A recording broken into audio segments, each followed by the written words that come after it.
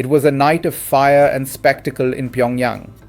Under the glow of floodlights and fireworks, thousands of North Koreans filled Kim Il-sung Square, waving red flags and chanting in unison as a new missile, massive, dark, and mounted on an 11-axle transporter, rolled past the grandstand.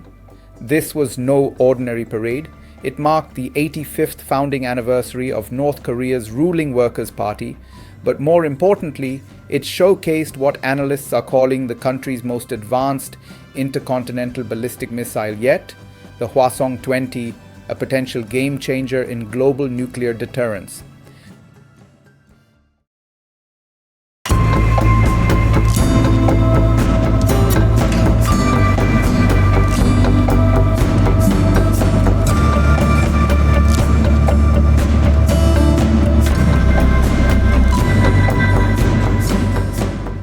State media hailed it as a super powerful strategic attack weapon, one that awaits only Kim Jong-un's order to launch.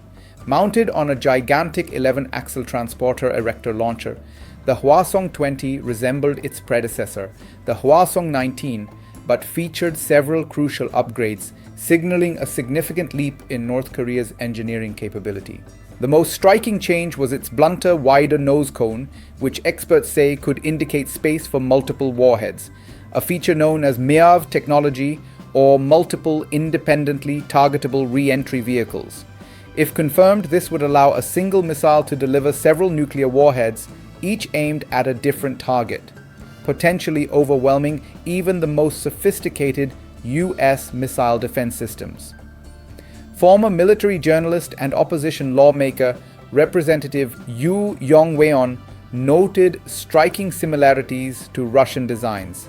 He explained that the new launcher's central erection device and blunt launch tube cover resemble Russian strategic systems, suggesting possible technical cooperation or design inspiration.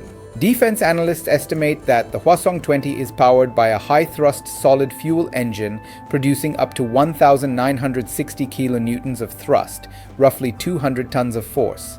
That's 40% more powerful than North Korea's previous ICBM class.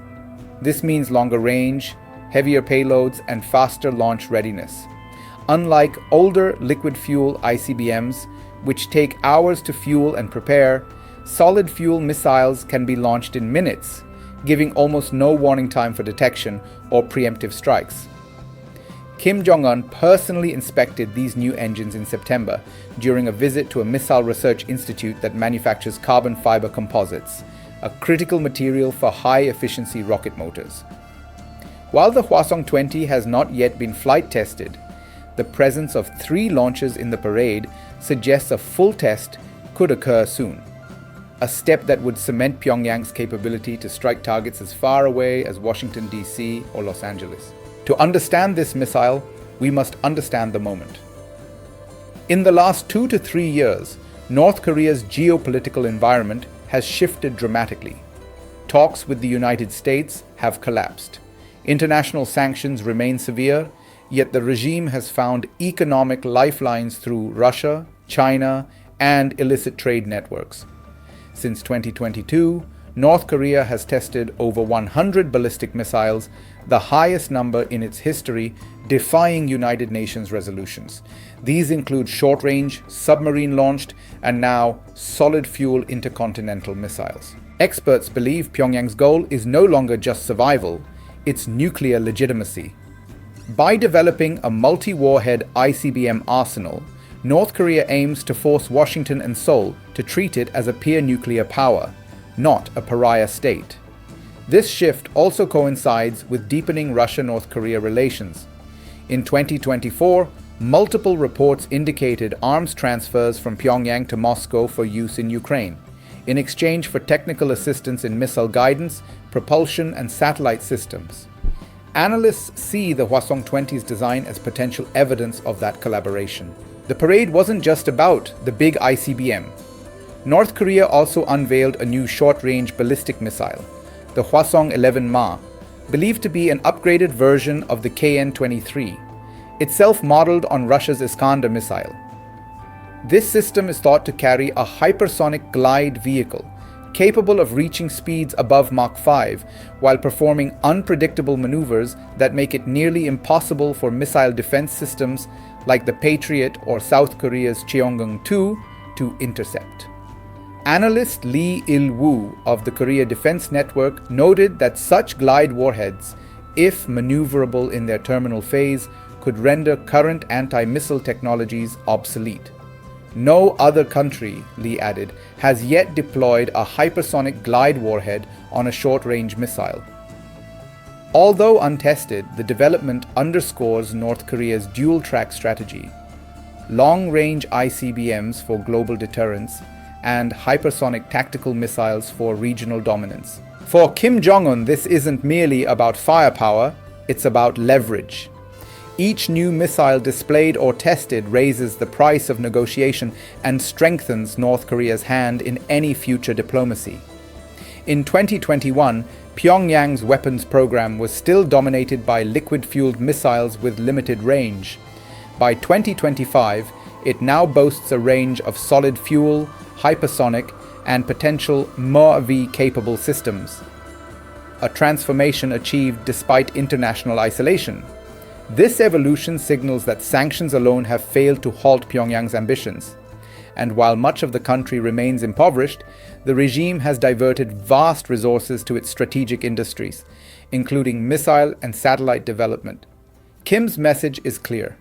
North Korea is now a nuclear power that can strike anywhere, anytime, and it intends to be recognized as such. The Hwasong-20's debut has major implications for East Asian security. For South Korea and Japan, already under constant missile threat, the development of a multi-warhead ICBM raises alarm about the US nuclear umbrella's reliability. If North Korea can saturate American missile defenses, will Washington still risk Los Angeles to defend Seoul or Tokyo? For China and Russia, Pyongyang's advancements are both a tool and a risk.